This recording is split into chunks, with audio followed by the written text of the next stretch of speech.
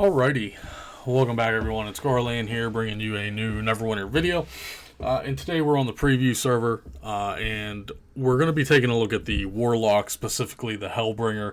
It did get some minor updates. They said they were going to rework the class a little bit. They really didn't. They didn't really do anything as of right now. Hopefully there's more changes coming, but I don't see that. They just kind of tweak things, so we're going to discuss that and look at it here a little in depth. So we're on the preview server. We're going to go over as much as I can. I may miss a few things, I don't know. Dark Helix did get a buff, a slight buff in magnitude. Nothing changed with Eldritch.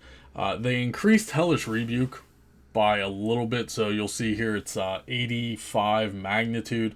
If we actually go over on console on the live servers, you can see that it's 60 magnitude.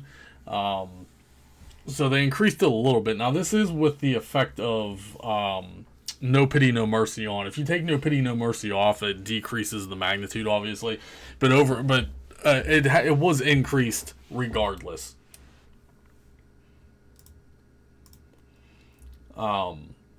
Hand of Blight, nothing changed except it did increase by like 10 magnitude, I believe. Hand of Blight does 65 magnitude now.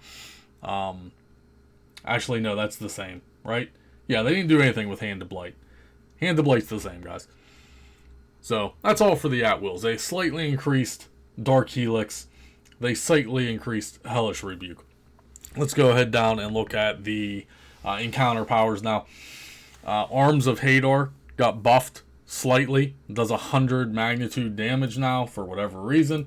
Again, if we look on console on the live servers, you can see that it only does 85 magnitude damage, so it increased by 15. Whoop-de freaking do. No one's going to use Arms of Hadar still. If we look at Vampiric Embrace, now Vampiric Embrace got a significant buff. As far as single target goes now, this may be valid. I'm going to have to do a bunch of testing with the Warlock to see what our best options are. But Vampiric Embrace, as it sits right now on the preview server, has a magnitude of 500 now.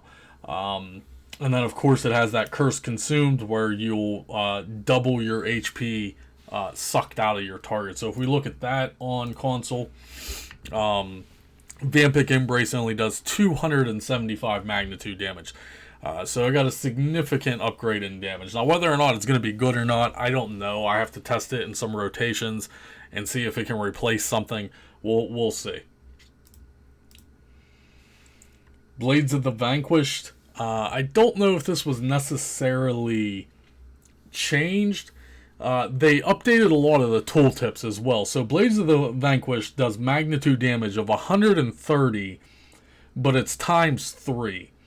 I think they're just saying that it's going to proc every 2 seconds, essentially, because on the live servers, it does 130 magnitude damage. It just doesn't tell you that it's only hitting 3 times within 6 seconds.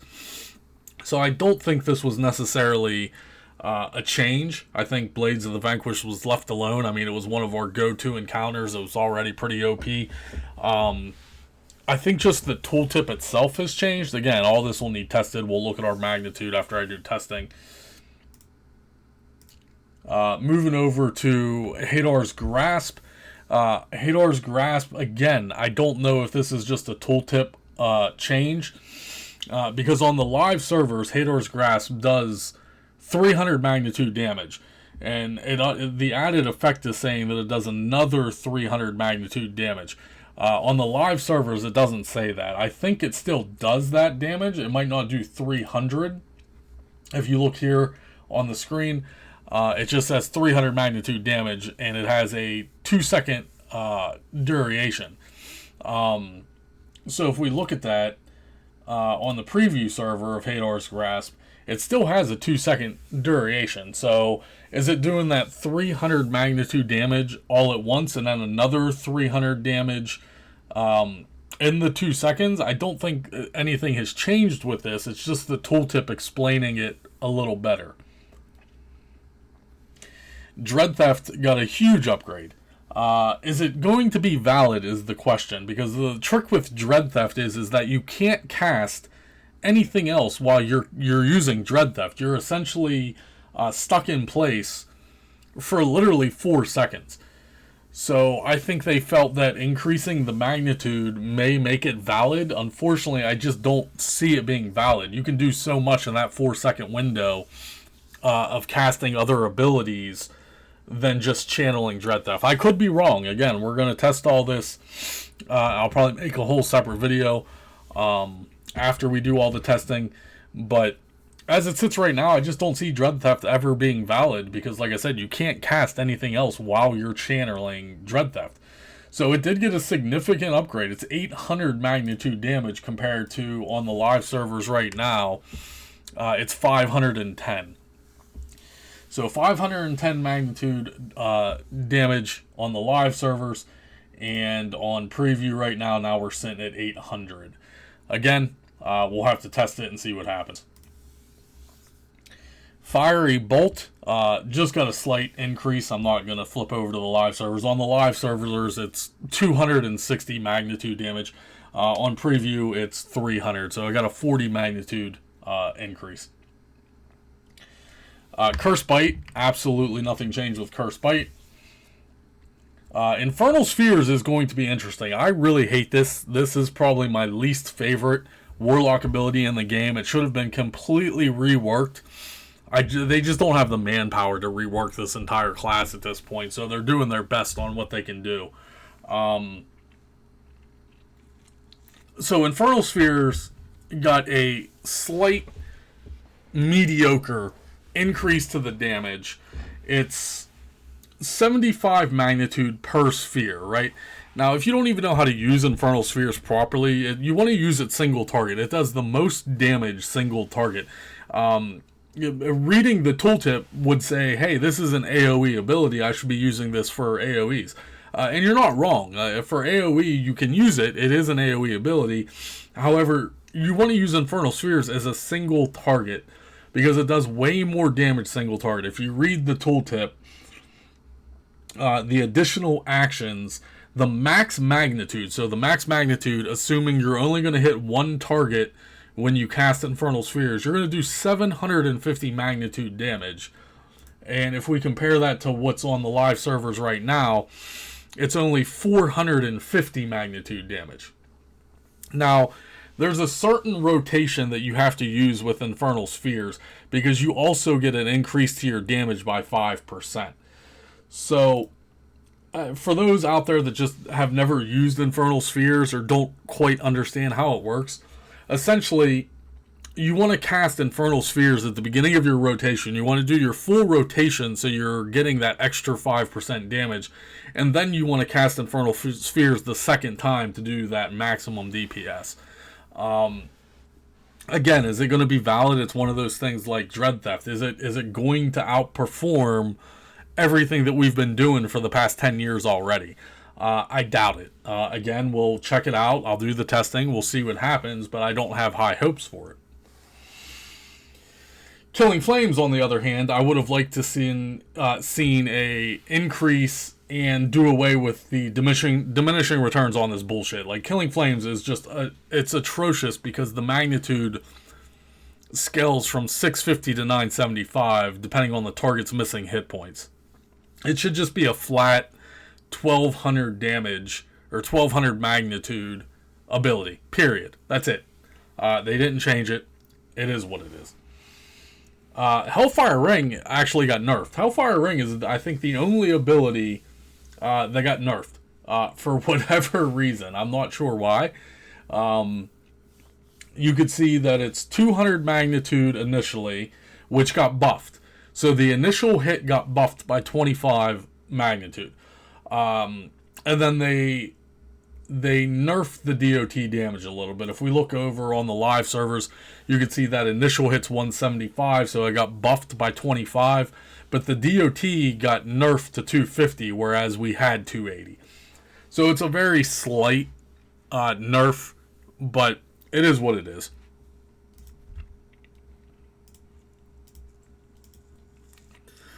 Now, if we look at the dailies, nothing has really changed except, again, those tooltips, I think, have been upgraded because on the live servers, Soul Siphon does 1200 damage. So now it says 600 times 2.